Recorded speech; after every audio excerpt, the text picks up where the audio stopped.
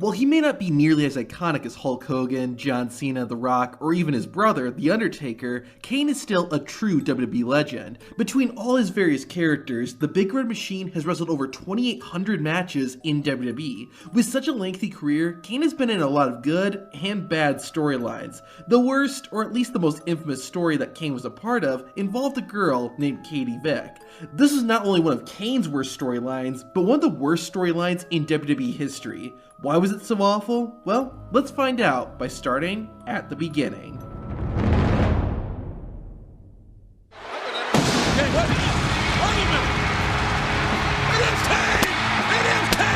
After being absent for about 4 months, Kane made his return to WWE. The Big Red Machine attacked the group called the Un-Americans, who were trying to burn an American flag. Kane was also sporting a new half mask that allowed him to speak more easily. The next week, Kane took on Lance Storm and Christian in his first match back. The Devil's Favorite Demon won, adding fuel to his feud with the Un-Americans, who were also the World Tag Team Champions. Kane continued feuding with the Un-Americans, winning the majority of his matches against them. This eventually led to a match for the Tag Team Championship.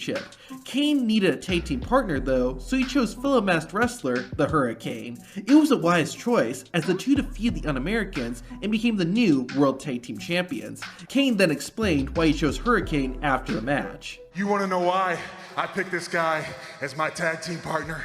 Look at him. He's a freak, just like me. Freaks are cool. Kane was doing good, but things were about to start taking an unfortunate turn. Because at No Mercy, I'm going to do something unprecedented. The Intercontinental Champion facing the World Heavyweight Champion, winner take all. The week after winning the World Tag Team Championship, Kane was put into an Intercontinental Championship match against Chris Jericho. Whoever won would face the World Heavyweight Champion, Triple H, at the No Mercy pay-per-view. Before the match, Jericho met with The Game and Ric Flair to try and screw Kane out of the title. This led to the King of Kanes and the dirtiest player in the game interfering during the Intercontinental Championship match. Unfortunately, it wasn't enough to throw Kane off, and the Big Red Machine won. Not only was he a dual champion, but Kane also earned himself a World Heavyweight Championship match at No Mercy. Now, this is where the storyline really kicked off. Things got even more personal and heated the next week. On the first ever Raw Roulette, Kane and Hurricane were put into a TLC match with their titles on the line. Before the match though, Triple H and Ric Flair attacked Hurricane backstage and unmasked the Big Red Machine's tag team partner. This forced Kane to defend the World Tag Team Championship by himself. Despite the odds, the Big Red Machine got the job done and retained the tag team titles. However, the celebration was cut short by Triple H, who dropped this question on his No Mercy opponent. Let me ask you a question, Kane. How happy is Katie Vick? That's right. I know, Kane. I know it all. You are a murderer. The show ended on a cliffhanger, and we wouldn't get any more answers until next week. When Raw started, backstage interviewer Jonathan Coachman tried to ask Kane about Triple H's accusations, but Kane refused to answer. Kane and Hurricane then had to defend their tag team championship against Chris Jericho and Christian. Triple H's murder accusations were living rent-free in Kane's mind, and he could not focus on the match. This led to the champions being defeated and losing their belts. To make things even worse for the Big Red Machine, Triple H said that if Kane didn't explain who Katie Vick was, then the Game would himself. A little while later, another backstage interviewer, Terry Runnels, approached Kane. Kane and Terry had sort of developed a thing when he kissed her after winning the World Tag Team Championship. It was 2002, folks. Anyways, Terry told Kane that the only way he stood a chance at defeating Triple H was if he got this Katie Vick thing off his chest. The Devil's Favorite Demon agreed and headed to the ring to pull back the curtain and explain who Katie was. Kane revealed that Katie Vick was a friend Kane had 10 years earlier. The two went to a party where Katie got drunk. Kane decided to drive her home, but he got into a car accident when an animal jumped in front of their vehicle. The Big Red Machine survived, but Katie Vick was killed instantly. Triple H then interrupted and revealed that Kane had been drinking at that party too. He also said that Kane and Katie were more than just friends and implied the two had slept with each other. To make it personal, Triple H said Katie Vick never really loved Kane and then added this. Look at you. Who could realistically love a burnt up freak like you? The game ended by asking if Kane slept with Katie while she was alive or after she had died. After this, Kane stormed out of the building in rage. Triple H then did an interview and revealed that someone gave him the information about Katie Vick. He also warned Terry Runnels to stay away from the Big Red Machine. With things more personal than ever, Kane and Triple H squared off at No Mercy, with both the world title and the Intercontinental title on the line. As expected, Triple H didn't play fair, and Ric Flair also got involved. The Hurricane came out to help his tag team partner, but it wasn't enough, and Kane ultimately ate a pedigree and lost the match and his championship. Unfortunately, the next night, things were about to get much worse. Triple H kicked off the show and mocked Kane. He also said he had a tape that would reveal if Kane slept with Katie Vick before or after she died. The Hurricane ran in to stand up to Triple H and Ric Flair, but it was 1 against 2 and Hurricane got beaten up. Finally, later in the show, Triple H revealed what was on the tape and, in doing so, created one of the most infamous moments in WWE history.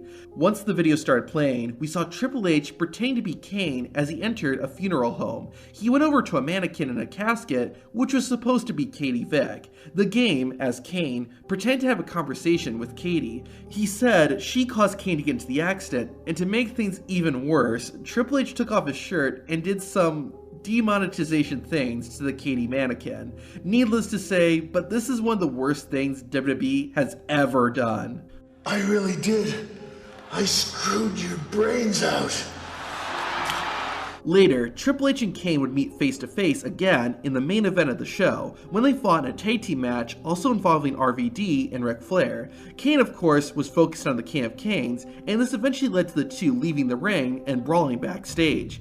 Kane incapacitated Triple H and, with help from Hurricane, locked the world champion in the trunk of a car. Now, I'm gonna screw you! The show came to an end with Kane driving away with Triple H in tow. The next week, Raw began with a frickin' casket.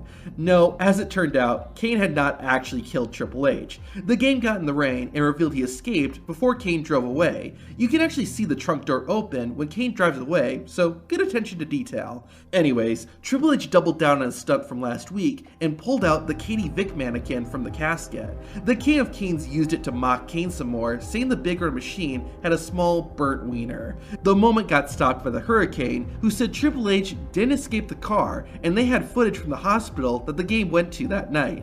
A video then played showing medical staff pulling a bunch of junk out of Triple H's butt. Interestingly enough, one of the things they pulled out was a hand.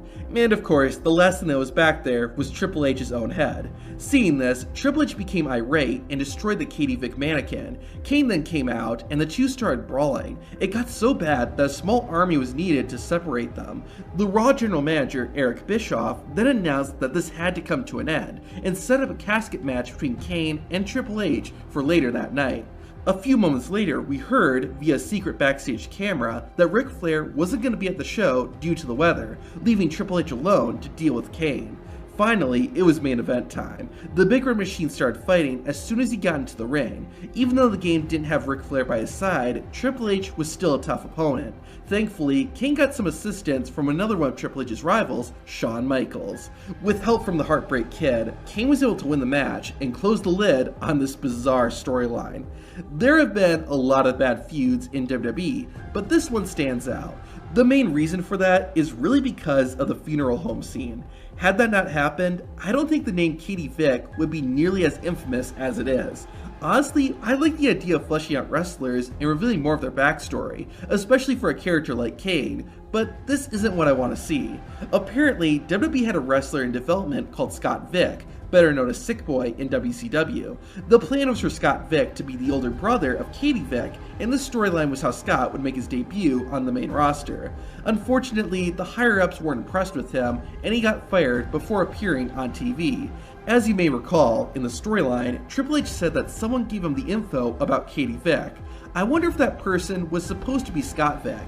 I would imagine that Scott would have been on Triple H's side and blamed Kane for the death of his sister. but that's all me speculating. Anyways, after the Katie Vick storyline, Kane and Triple H crossed paths again a few weeks later when they competed in the first ever Elimination Chamber match. Neither man won, as it was Shawn Michaels who had his hand raised. Despite all this, the Katie Vick storyline did very little damage to Triple H and Kane's careers. They are both icons, and are remembered for way more than this storyline. I do have to give WWE respect though. They didn't remove the Katie Vick storyline when they put these shows on the WWE Network and Peacock. They also aren't embarrassed to bring it up from time to time. Stephanie McMahon mentioned it as a joke when she congratulated Kane on his WWE Hall of Fame induction. Also, in 2012, Kane made a sneaky little reference to Katie Vick on Raw. Years ago, I had a girlfriend named Katie, but let's just say that didn't turn out so well. One other infamous storyline that Kane was a part of was his imposter storyline. To see what happened, watch the video on screen.